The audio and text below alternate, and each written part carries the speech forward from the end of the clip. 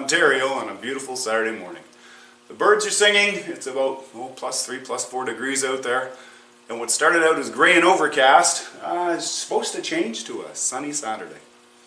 Well, my plan for today was to go to the forest and dig up some sugar maple, and about 40 or 50, and plant them around our house in an area that's all lawn that really doesn't need to be lawn. And I think one day it would be nice if someone had a sugar bush there. Well, I think I was jumping the gun with planting the trees this weekend. I went out with a shovel, and the most I can penetrate the ground in the lawn is about 1 inch. And in the bush, not at all. There's still snow, and the leaf cover is still good insulation. It's still frozen solid. So, change of plans. I'm going to work on our log pile today. I'm going to pull out some saw logs, going to process the rest onto firewood, or at least get a good stab at it. And it's a beautiful day out there to do it. So the first thing is, I blew out the air filter of my chainsaw, and I'm going to give a few swipes with a file on the chain because it's a lot more productive and a lot more pleasant to work with a sharp saw than to work with an almost sharp saw.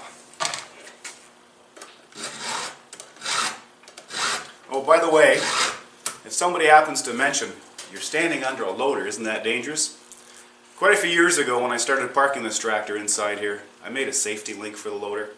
So on the main lift cylinders, on one of the lift cylinders there's a block that will not allow the loader to go down, really much lower than it is right now. Here's the safety link that keeps the loader up. It's a piece of 1/4 inch angle iron. Cylinder rests on it at the top. The bottom of the angle is solid on the pin boss, and everything's held in place with a couple of coarse 1/2 inch threaded rod.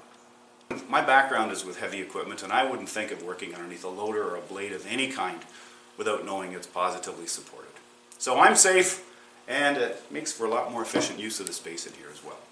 So I'm going to finish sharpening my saw, and then let's head outside.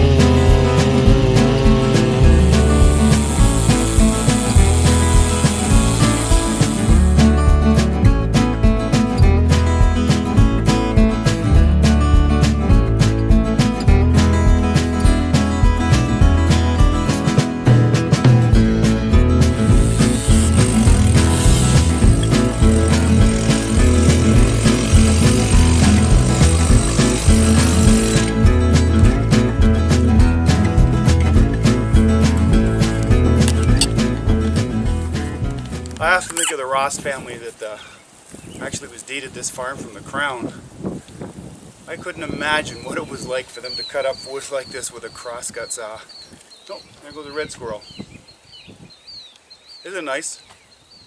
Here are the killdeers, red-winged blackbirds, a cardinal. Oh, isn't this beautiful? Can you imagine how hard they worked? Seriously.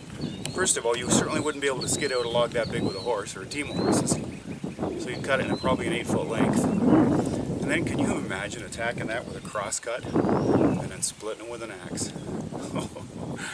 Man, my life is so much easier, and I am so thankful than the gentleman who went before me.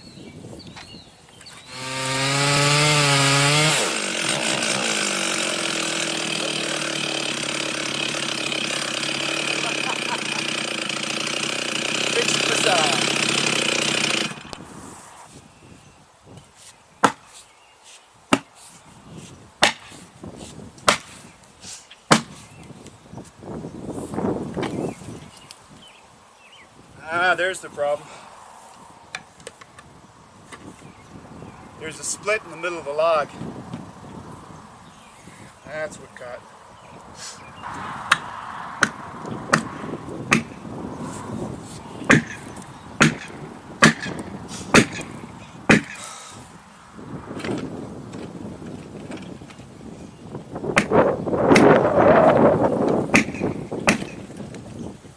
There we go.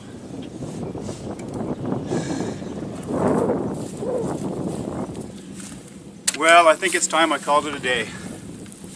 pinching my saw there. The older I get, the more of these rich learning opportunities I seem to be afforded.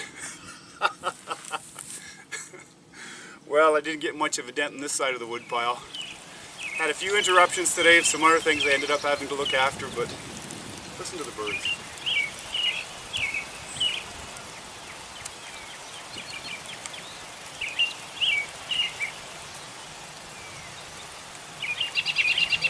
Oh, it's so beautiful outside. Well, this day sure has gone by quickly. Another beautiful Saturday in the springtime. I didn't get as much done to the wood pile as I'd hoped, especially at this end. I hardly put a dent in it. But I think I put 3 tanks of gas through the saw. Had a couple of interruptions that took away a little bit of time, but that's okay. We've got some more Saturdays we can work on. Well, we hope you've enjoyed today's video. Thanks so much for watching, and we look forward to seeing you again out of the house.